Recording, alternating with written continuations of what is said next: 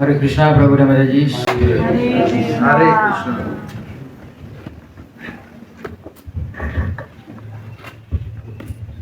Sesuai dengan jadwal yang telah kita sepakati bersama, jadi pada hari ini, hari Minggu, dan Haji Pinaru,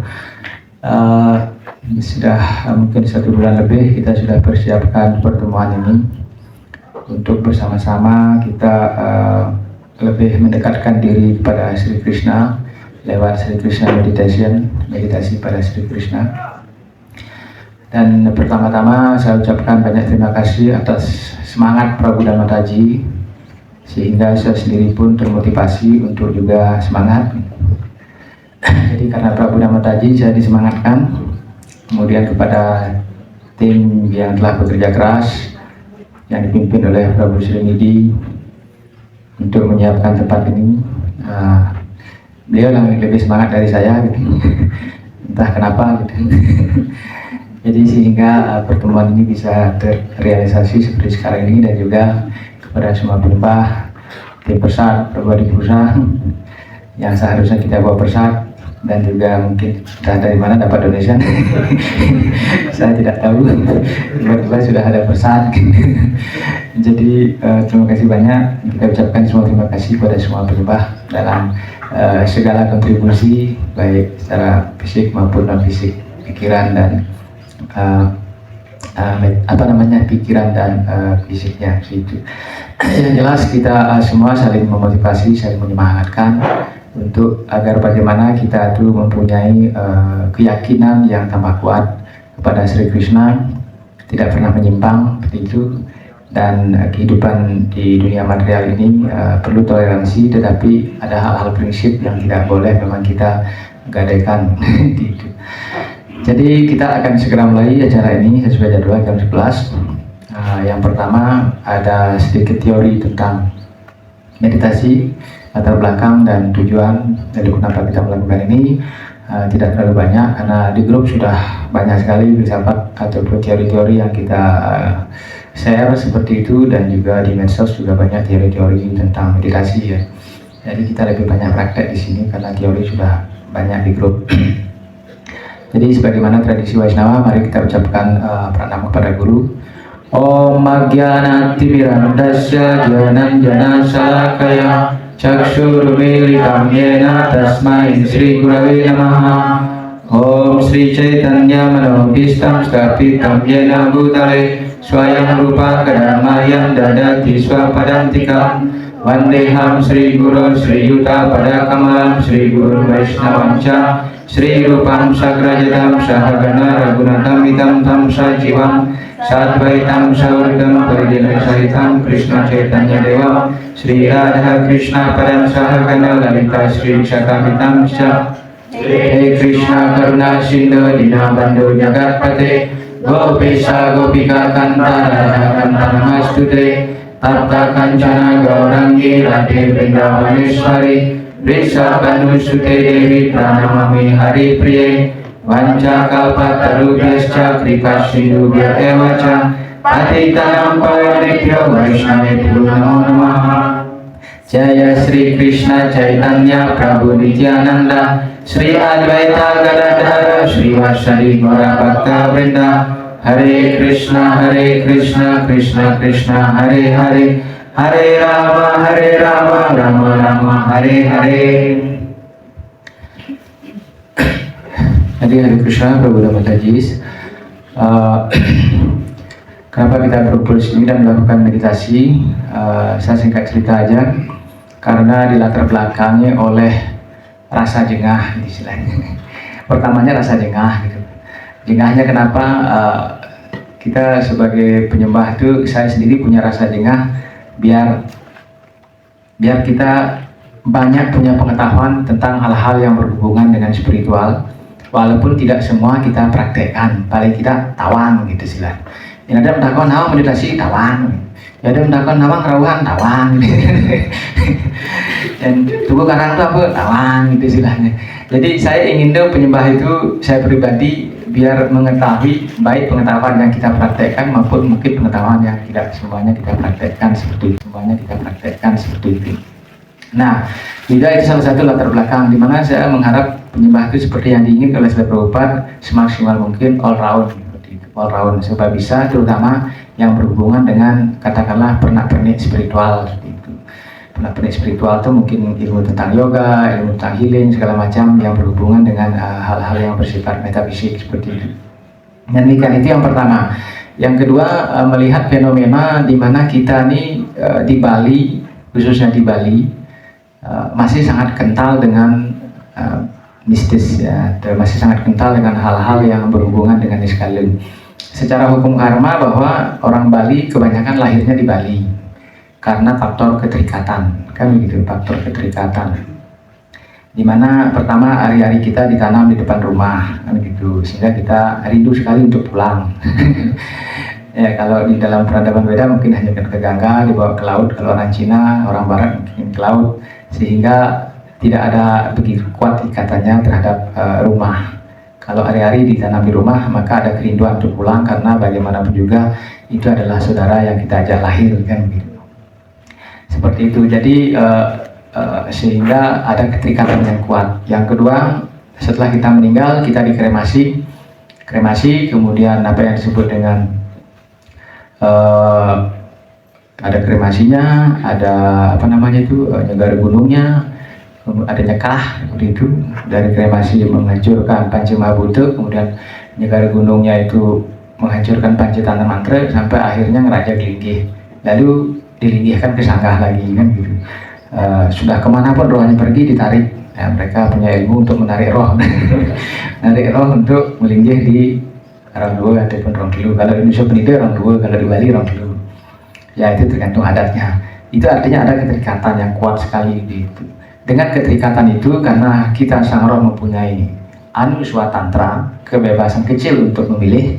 Pada waktu kita memilih untuk lahir di Bali, pada waktu kita memilih untuk di keluarga kita, maka alam memberikan kita, atau Krishna memberikan kita kesempatan untuk selalu lahir di tempat itu bila sudah memenuhi syarat, kan gitu. Karena yang babi sebelum beliau jadi anti kaliwala, kan begitu. Apapun yang kau ingat itulah yang kau capai. Sehingga kelahiran kita di Bali kebanyakan berhubungan dengan masih dengan leluhur seperti itu. Dan kita tahu tanah Bali di setiap jengkal tanahnya selalu diberikan sesajen upacara, sehingga itu menimbulkan aura magis seperti itu. Kemudian roh-roh yang ada di sekitar itu mendapatkan fasilitas untuk lebih terikat di suatu tempat yang diberikan sesajen, sehingga itu menjadi turun-temurun. Dan kita tahu bahwa, maaf ya, kita bicara masalah roh, mereka itu kan makhluk-makhluk yang juga menderita sebenarnya. Roh-roh gentayangan menderita, begitu ada sesajen dia merasa bahagia. Nah, begitu kita tidak berikan, dia akan mengganggu seperti itu. Dia akan mengganggu. jadi menyelesaikan masalah tanpa solusi. Kenapa demikian? Kalau Prabu kebalian yang non devotee, Prabu mengadukan sakit kita, saya begini-gini, apa yang akan diberikan solusi? 97% atau 95% apa 99% mengatakan kamu kepongol, ya kan? Ini Bapak Milu Hari Krishna, ya kan? Leluhur sing tan rumuang, ya kan? Kanti raga mesepuk oleh sembahan ngurus leluhur sih masih orang gitu ngomong leluhur. Kamu tidak pernah mengirukan leluhur, kamu tidak pernah punya leluhur gitu. Ingat kawitan, ingat bongkol gitu aja dia. Jadi kalau kita lagi sakit berdebat kan tidak pas deh. Yang bersakit mesti berdebat. Jadi karena kita sudah, aura kita sudah kalah dengan balian, karena kita meminta, lalu kita tidak punya wewenang ataupun tidak etis kalau kita mendebat balian, kan gitu. Sehingga efeknya apa? Pada waktu balian tersebut memberikan solusi dan mengatakan kita begitu, kita terima saja. Dan pada waktu dia mengobati, karena balian itu mengobati itu ada yang sembuh, ada yang enggak, biasa itu. Dokter juga gitu ya, ada yang sembuh, ada yang enggak gitu. Pada waktu kita berobat ke balian, dia bicara begitu, kita kepongor dan kita melupakan leluhur, kemudian kita sembuh di sana, ya kan? Efeknya apa? Penyembah itu down keyakinannya pada Krishna. Saja mungkin punya balian tuh. Bagi balian ngomong gitu, nah Krishna tuh pasti kamu mbak dari lokal gitu, kamu gitu. Ya kan? Dia nyembah dari India, gitulah. Kita akan dibegitukan. Lalu karena kita sembuh, bukan dari lokal lagi sembuh. selama ini Krishna sing ruang ragu. Begitu kan sepuh menjawab semua segala macam, lu masih genap sakit deh. Krishna mungkin benar balian itu. Sajur aku mirip sing kualifikasi atau sing pantas nih Mas Krishna. Pas jauh beribu sing dekat main mirip Krishna gitu ya kan. Tangwang udah lokal kan bagilah kita. Masaiban, tampil keburu ini, keburu itu segala macam. Ben nambah rezeki nih. Oh ben yang benang nih. Persen dia akan meninggalkan Krishna. Ya, karena manusiawi. Kalau orang ekonominya naik, kalau orang sakitnya sembuh, bukan oleh Krishna, maka dia tidak akan peduli dengan Krishna. Seperti itu, dia akan meninggalkan Krishna dan akan pindah ke lain hati. Jadi benar saya bukan Krishna lagi. Gitu. Itu sudah terjadi di beberapa penyembah. Gitu. Nah melihat fenomena seperti itu, saya berpikir, adik ini di penyembah nih bahaya. Apalagi ada penyembah beda di Balian, bin orang yang ngiring. Saya tidak menjelekkan Balian, tapi Balian penyembah. Kalau Prabu jadi healer penyembah, katakanlah Balian healer ya. Itu harusnya menguatkan keyakinan pada Krishna. Itu yang kita harapkan. Kita sudah tahu suara Brahma Krishna kan, Krishna adalah segalanya. Everything is done under the will of the Lord kan gitu. Segala sesuatu adalah kehendak Krishna gitu. Prabhupada kan pernah ditanyakan, ada Prabhupada sakit, dari dokternya bertanya, kenapa Krishna tidak menolong Anda? Anda kan penyembah murni. Inilah Krishna menolong saya lewat Anda kan. Jadi kalau kita tahu segala sesuatunya bergantung pada Krishna, oke lah Balian adalah sarana untuk, mungkin ada ikatan karma ya Balian itu harus melayani penyembah. Berpikir ke sana aja, karena Balian itu mungkin punya bakti sehingga dia melayani penyembah sembuh. Aku punya orang sih pendamping ibu, tapi jangan goyah gitu loh. Ya kan? Jangan kita berpindah ke lain hati gitu. Silahkan meninggalkan Krishna. Karena kita lagi butuh dia mau mengobati ya, bangi berfilsafat. Saya aja kalau tukang pijat berobat, tepuk kalau mendengar Krishna, konen apa-apa bu. Ingat aja kawitan di sebagian. Kenapa aku tuh jangan orangnya gitu. Kan mari ben orang yang berdoa. Rumah jangan sih kuangan doa bu gitu. Cepok kan ada kebong banyak mengang. Seperti itu. Kalau ada balik nyuruh saya berdoa lagi, aduh baiklah doanya Pak. Obat aja pijat aja gitu.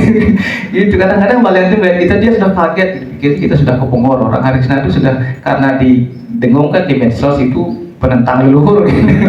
Ya kan seperti itu. Jadi itu selalu jadi senjata agar kita itu meninggalkan Hare Krishna gitu. Jadi dengan oleh karena itu saya berpikir bagaimana caranya menguatkan keyakinan pada penyembah seperti itu. Oke, kita tidak menolak ilmu di luar, kita tidak menolak sarana atau fasilitas di luar atau bantuan orang, tidak. Tetapi dalam hati seperti Prabhupada selalu toleransi dengan metode, dengan cara apapun, siapapun yang nyumbang. Kadang-kadang dikritik, kamu mengkritik dunia material, mobil mewah, kamu kritik segala macam, Anda kritik perkembangan dunia material, Anda kritik, tapi Anda pakai mobil, gitu, mobil mewah, mobil kami yang kami ciptakan, Anda pakai gitu. Prabhupada nggak mau jawab, kalau saya nggak pakai, dia kan tak berguna gitu.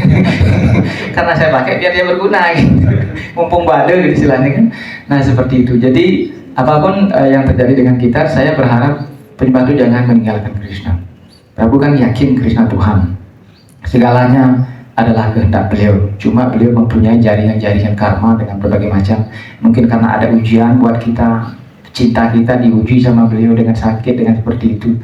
Apakah kita akan meninggalkan beliau? Sehingga ada sloka mengatakan, aku sangat mencintai penyembahku yang sambil menderita di dunia material tetap setia kepadaku. Seperti itu. Yang sambil menderita, karena dunia material pasti ada penderitaan, tapi tetap setia kepadaku. Guru Bharat Chandra mengatakan, lebih baik kau mati dalam kesadaran Krishna daripada mati di luar sana. Ya kan, lebih baik kita mati di hari Krishna. Mati hidup tuh udah Krishna, Tuhan menentukan. Memang kalau orang Bali atau orang yang tidak nyembah Krishna, saya mati-mati. Mati aja masih gitu. Siapapun yang punya badan pasti mati gitu. Jadi itulah kita menguatkan keyakinan kita. Sehingga saya berpikir, kenapa saya mempelajari dulu, pelajari meditasi, kemudian suka-suka otak-atik Balian seperti itu. Kemudian saya juga bermain sulap, ya banyak sekali peralatan sulap yang saya punya. Setelah lama-lama saya buang semua gitu. Jadi saya ingin tahu itu kenapa sih selebritis itu sakti-sakti, orang langsung tidur. Kita ini bapak belur mau puasa semakan pil, ada sih nyari gitu. Karena kita bahasanya kan ragu tuh pertapaannya begitu, tarik nafas, tahan nafas, tenaga dalam pelajari. Setiap orang yang dulu sih nyari, ya ada nyari. Ada rasa iri kan begitu. Kita ini capek pertapa kok dia uyah-uyahnya apa kadang sing makan aja yo. 3A ya kan? Apa ada mah? Jangan. Ya kan kok ya bisa gitu. Ternyata saya tanya pada master-master itu adalah itu adalah settingan kurang asem. Orang disuruh tidur dia gitu kan, namanya hiburan, adalah hipnotis hiburan seperti itu. Jadi tidak semuanya benar gitu. Nah, seperti itu contohnya. Jadi saya tidak punya lebar. Jadi latar belakang saya akhirnya saya mempelajari itu dulu, saya pelajari dulu itu. Setelah saya merasa adalah sedikit bukan kemampuan, saya dalam artian itu mengerti ilmu itu, yoga, meditasi, healing itu kayak apa. Nah, saya pakai sendiri. Nah, saya sering pakai sendiri aja. Karena jujur aja bilang saya hobi. Pertama saya hobi dengan ilmu kebatinan gitu aja. Sehingga saya berdagang gitulah. Maksud saya ilmu kebatinan, ilmu mengolah batin gitu. Saya hobi. Bukan karena saya ingin jadi penyembuh, bukan karena saya ingin pamer, tapi karena memang ingin tahu. Pengen tahu aja apa sih itu. Jadi semua orang yang sakti-sakti saya datangi, dukun-dukun di Nusa pun saya datangi, apa rahasia-rahasianya. Tanya aja begitu, dan saya pakai sendiri gitu aja. Jadi akhirnya beberapa penyembah datang kepada saya, kemudian ada yang anaknya nangis sampai 3 bulan, sing ngeling-ngeling, mertuanya nggak suka Hari Krishna, suaminya juga nggak Hari Krishna tapi interest, istrinya sendiri Hari Krishna, anaknya nangis, istrinya nggak mau kebalian. Nanti kalau kebalian bilang orang yang biaya juga banyak, entah siapa yang nyuruh dia ke saya, yang orang ada baik, ada nak orang nahu yang orang kadang belajar agak balian saya ingin apa kan berapa yang saya gitu karena ada geling belum bulan bilang petang ngeling malam lagi pagi. Terus mertua dia nggak suka dengan Hari Krishna gitu. Nah, waktu itu dia nggak bilang nggak suka Hari Krishna, saya bikinkan, saya nggak tahu apa sebenarnya Mataji, tapi karena Mataji lagi sini sama prabunya, suaminya tidak penyembah tapi dia berharap. Saya pikirkan kalau untuk lasi saya kasih kayu uli, saya kasih energi, ini pakai kaget dia. Mertua saya nggak suka dengan kalung telasi gitu. Gimana nih Prabu? Bilang jimat dari Balean. Bilang aja jimat dari Balean. Kalau anak Mataji sampai nggak nangis, jadi dia suka sama telasi lagi. Waktu itu saya berdoa, nah dia pakai, saya berdoa, Krishna beri dia keyakinan, berikan mertuanya itu kecintaan kepada Anda, jangan cintalah, interest saja dengan Anda. Emang Anda itu, dia nak berbeda dalam hal ini serius nih, ya bilang gitu. Nah, saya tahu Anda itu suka main-main, tapi dalam hal ini serius nih. Serius nih, biar dia punya keyakinan pada Anda. Kalau Anda mau kan katanya Anda suka membawa makhluk hidup kembali kepada Anda, ini boleh ke jalan ya, ada jalan. Dapat malamnya saya transfer energi lagi kan. Karena itulah kalau saya memberikan membantu orang itu memang dia tidak tahu kalau tiap malam saya transfer energi, walaupun saya tidak katakan. Karena tanggung jawab. Ya bawa sana tak transfer lagi. Pagi-pagi saya sudah bangun jam 7 jam pagi-pagi bangun kan saya tidak mau nelfon dia biar ganggu. Jam 7 saya telepon. Gimana anak Mataji? Tidur sampai pagi Prabu. Terus ibu mertua ini, suka dia, senang dia. Jadi kalau udah aman bogi. jadi ya segitu aja Mataji ya, mudah-mudahan nggak nangis terus. Katanya ada berita sih nangis lagi. Jadi sejak saat itulah mertuanya jadi suka dengan kalung tulasi. Dia bilang kalung tulasi ini bikin anak saya nggak nangis gitu. Jadi itu salah satu contoh nanti karunia Krishna seperti itu. Jadi apapun hasilnya kita ya kalau mungkin berhasil syukur Krishna. Kalau belum kita coba terus.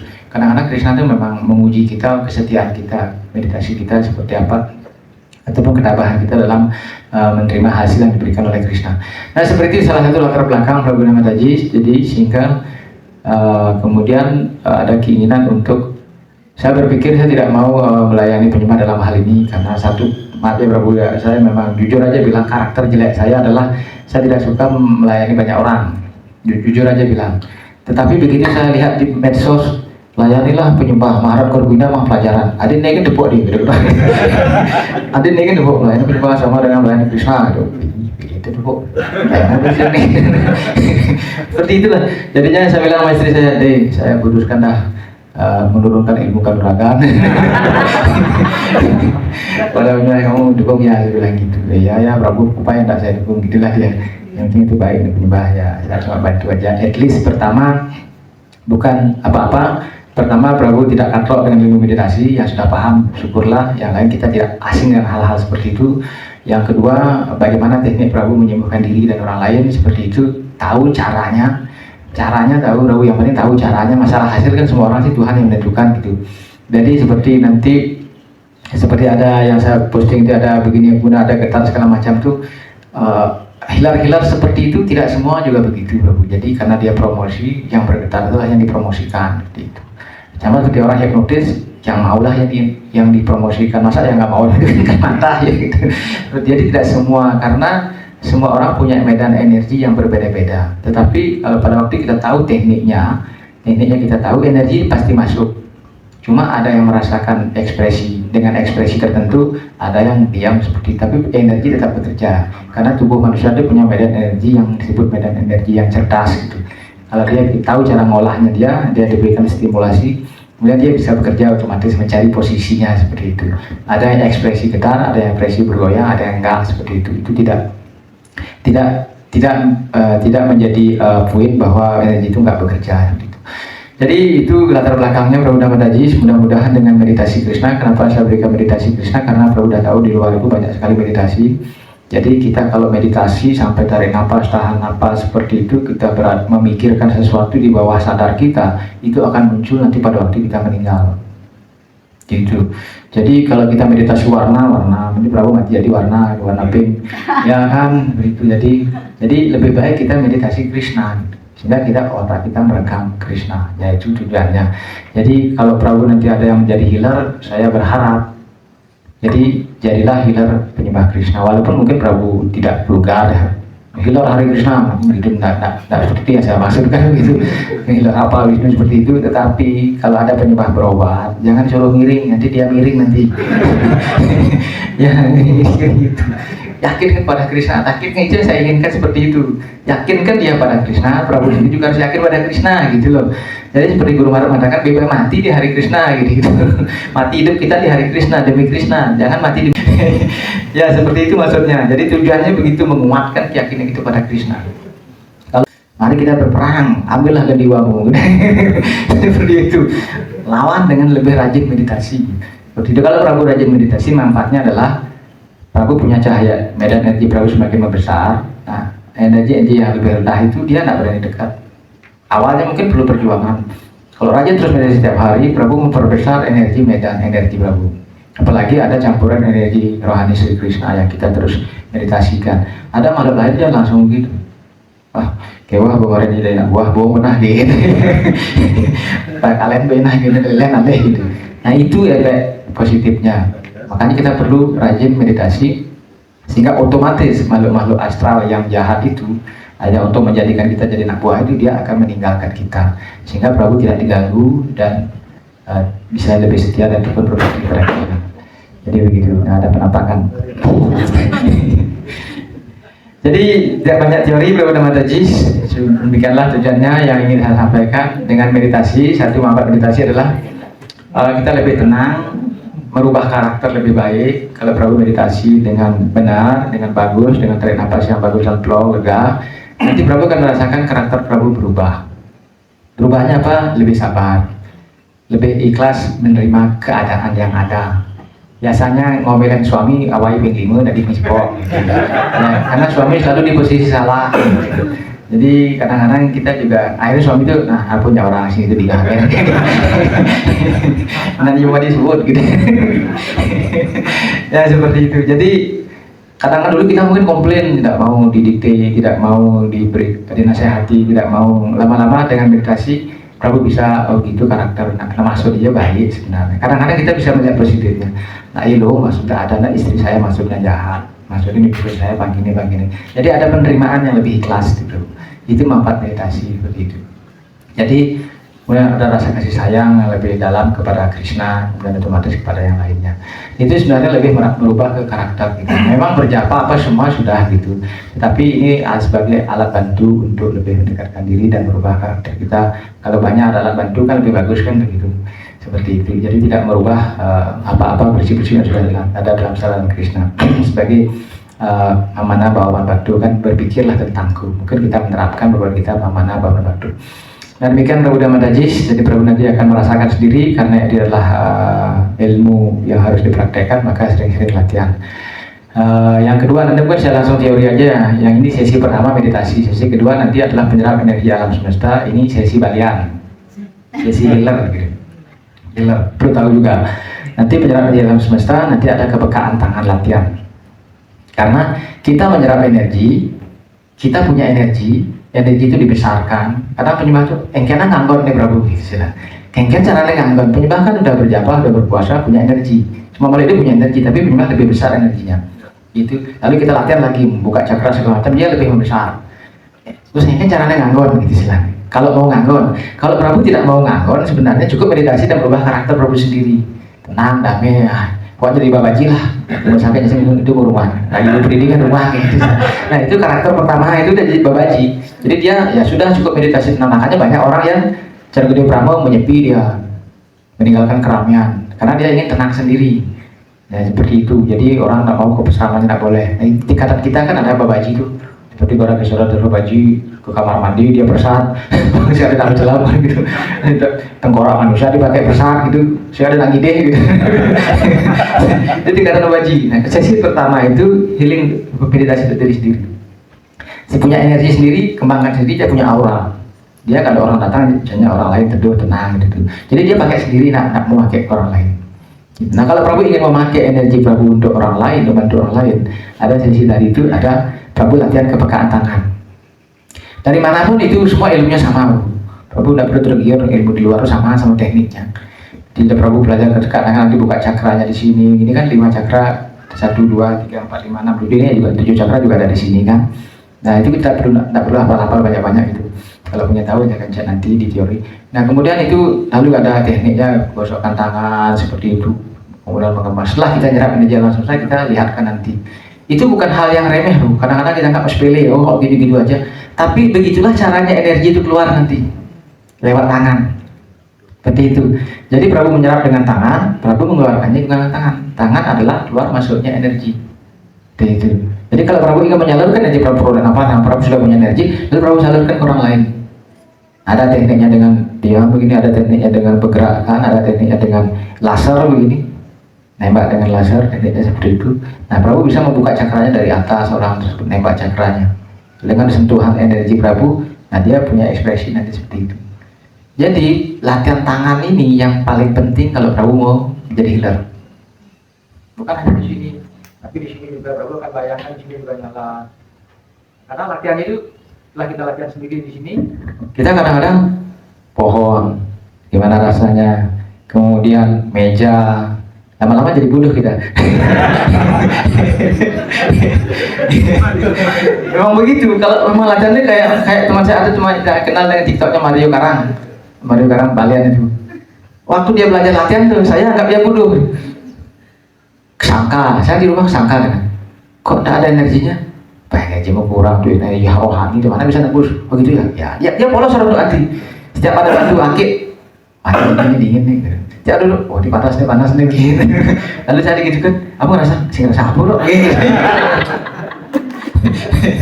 Jadi dengan dia sedang latihan, jadilah dia bagian kawakan sekarang itu kan. Jangan heran kalau Prabu melihat ada bagian tangannya. Dia ingin memekakkan tangannya. Bahkan hipnoterapi segala macam itu sebelum dia, karena mungkin dia untuk pikirannya nggak konsen ya. Saya aja kan gitu kan, kasih tangan membangkitkan ini, baru pakai obat itu. Jadi tangan itu penting kalau jadi penyembuh. Kalau Prabu. Nah kalau kita Prabu pakai jaler, pakai apapun tidak problem itu. Itu namanya healer modern seperti itu, healer energi seperti itu. Tidak bergantung pada benda manapun juga. Pada energi kita sendiri, dan kalau kita Krishna kan kita punya Tuhan kan Krishna, itu aja. Jadi ini aman sekali. Prabu tidak tuh miring dan ngiring. Bermain gini. Memang kalau kita mau jadi balian, kalau memang Prabu boleh aja mendesain kamar sucinya, isi gambar-gambar Krishna, gambar-gambar meditasi.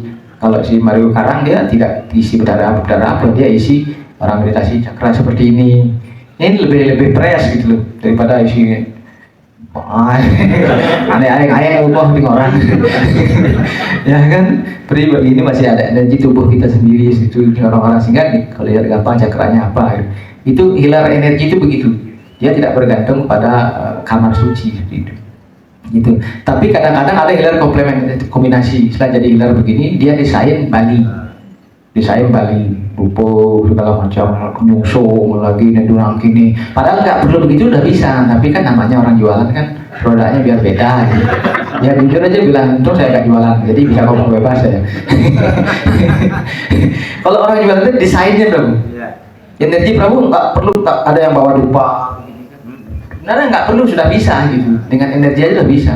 Tapi ada yang disuruh maturan malu main gitu, musuh malu, nah nggak perlu sebenarnya. Tapi desainnya biar aing, biar lebih gimana namanya, seram taksu seperti itu. Sudah yang suka klinik itu orang sudah down mentalnya seperti itu.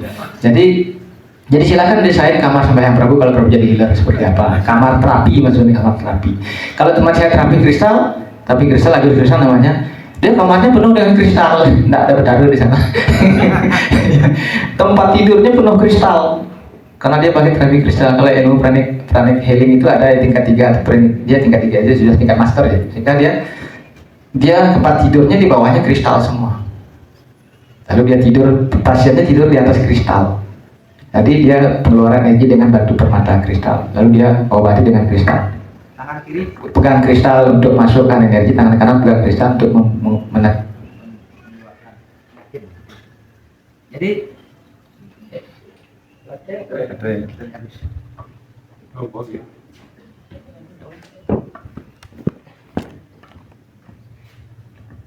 Jadi begitu pengenalan sedikit tentang berbagai macam healer ataupun varian seperti itu Prabu. Nah kalau memang menjadi healer silahkan desain yang fresh, bersila, yang berhubungan dengan beda seperti itu. Yang saya harapkan seperti itu, jangan yang seram-seram. Nah demikian, jadi itu pilihan kalau Prabu membantu menjadi healer seperti itu. Nah itu sedikit teorian tentang itu, nanti kita akan lakukan itu. Nah kalau saya sendiri memberikan nama energi itu vibrasi energi Krishna, kan vibrasi kan getaran dari energi Krishna. Nah kalau orang Muslim dia juga fanatik dengan agamanya dia kasih apa? Dia berikan nama energi getar Muhammad.